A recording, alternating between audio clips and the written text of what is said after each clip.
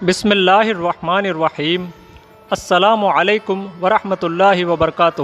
Islamic wonder کے ناظرین، شاید ہی کسی مسلمان کو یہ یاد ہوگا کہ 2 اکتوبر 1187 بیت المقدس یعنی یروشلم کی فتح کا دن ہے۔ اسی دن ہمارے ایک مرد مجاہد نے مسجد اقصیٰ کو عیسائیوں کے ہاتھوں سے چھین کر وہاں پھر سے اسلامی حکومت نافذ کی تھی۔ جی ہاں ناظرین، اس دجالی دور میں ہم اپنی تواریخ تو کیا اپنی اصل پہچان بھی بھول گئے ہیں، لہٰذا اس ویڈیو میں ہم مختصراً اسی ٹاپک پر بات کریں گے، اور آپ سے گزارش ہے کہ ویڈیو میں آخر تک بنے رہے۔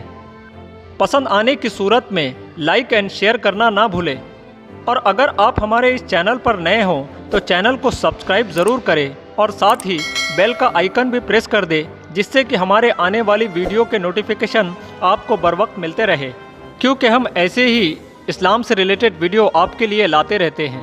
تو چلیے ناظرین، بنا وقت ضائع کیے اپنا ویڈیو شروع کرتے ہیں۔ میں محمد حسین خان ایک مرتبہ پھر آپ کا خیر مقدم کرتا ہوں اپنے اس چینل اسلامک ونڈرز میں۔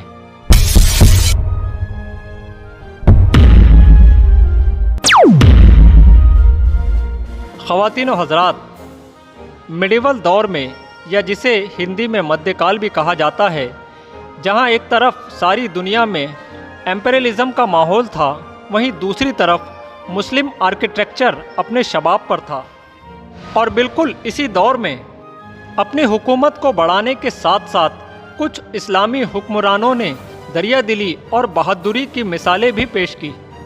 انہی میں سے ایک 12ویں صدی کے مرد مجاہد، جنہیں دنیا سلطان صلاح الدین ایوبی کے نام سے جانتی ہے، جنہوں نے عیسائیوں سے مسجد اقصیٰ کو واپس حاصل کیا اور پھر سے وہاں اسلامی حکومت نافذ کی۔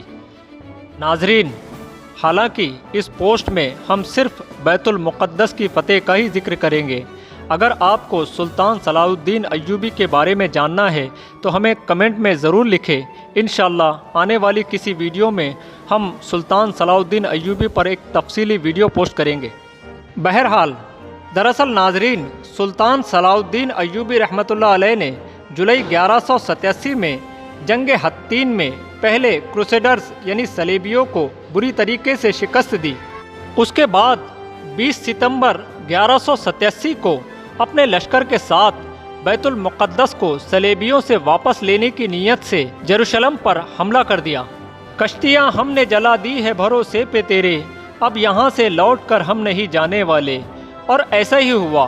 شہر پر حملے کے 12 دنوں کے بعد ہی 2 اکتوبر 1187 کے دن بادشاہ بیلین نے اپنے تمام فوجیوں کے ساتھ قدس یعنی بیت المقدس کو حضرت سلطان صلاح الدین ایوبی کے ہاتھوں میں سونپ دیا۔ یہاں ایک بات اور عرض کرتا چلوں کہ جب صلیبیوں نے یروشلم پر قبضہ کیا تھا تو تمام مسلمانوں کا قتل کر دیا تھا۔ اسی بات سے خوف زدہ جب وہاں کا بادشاہ بیلین سلطان صلاح الدین سے سوال کرتا ہے کہ میرے لوگوں کا کیا ہوگا، اس پر سلطان نے جواب دیا کہ ہم تم جیسے نہیں ہیں، ہمیں ہمارا مذہب اجازت نہیں دیتا کہ جس نے ہتھیار ڈال دیے ہو اس کا ناحق قتل کرے۔ تمہارا ہر فرد چاہے وہ کوئی بھی ہو ہماری امان میں رہے گا۔ اور یروشلم واپس لینے کے بعد سلطان نے تمام عیسائیوں اور یہودیوں کو ایک معمولی فدیے کے عوض آزاد کر دیا۔ جو عیسائی فدیہ نہ دے سکتے تھے ان کا فدیہ سلطان اور ان کے بھائی نے اپنے جیب سے ادا کیا، اور تمام عیسائیوں کو مسلم فوج عیسائی آبادی تک حفاظت سے چھوڑ آتی تھی، حتیٰ کہ مسلم حکومت کے بعد جس کو جہاں جہاں جانا تھا مسلم فوج نے ان تمام افراد کو بحفاظت ان کی جگہوں پہ پہنچا دیا۔ اسی طرح ایک بار پھر سے بیت المقدس اور مسجد اقصیٰ مسلمانوں کے امن میں آ گئے، جسے سب سے پہلے حضرت عمر فاروق رضی اللہ تعالیٰ عنہ کے دور خلافت میں فتح کیا گیا تھا، لیکن سن 1099 میں صلیبیوں نے وہاں پر حملہ کر کے لاکھوں مسلمانوں کا قتل عام کیا اور اس پر قبضہ کر لیا۔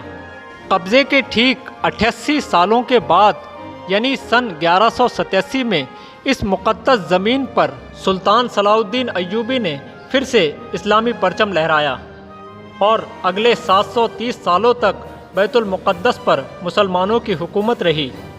ایک بات اور بتاتا چلوں کہ اس دور میں بھی یہودی اور عیسائیوں کو यहाँ पर इबादत करने की आज़ादी के साथ इजाज़त थी।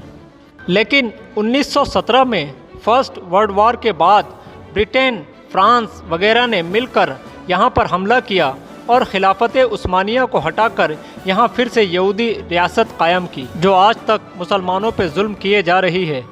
नाजरीन, जब 1917 में यहाँ सलेबियों का कब्ज़ा हो गया तो फ्रांस के एक आर्मी अफसर दमिश्क एरिया में सुल्तान सलाउद्दीन अय्यूबी की कब्र पर जाकर कहता है कि ए सलाउद्दीन, हम आ गए, अब हमें रोक के बताओ।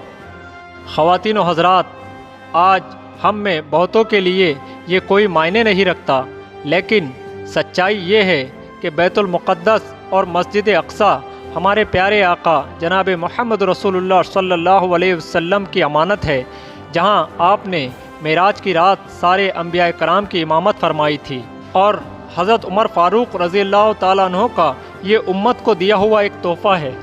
बैतुल मुक़द्दस नबियों की सरज़मीन है और इस्लाम का तीसरा सबसे मुक़द्दस शहर है।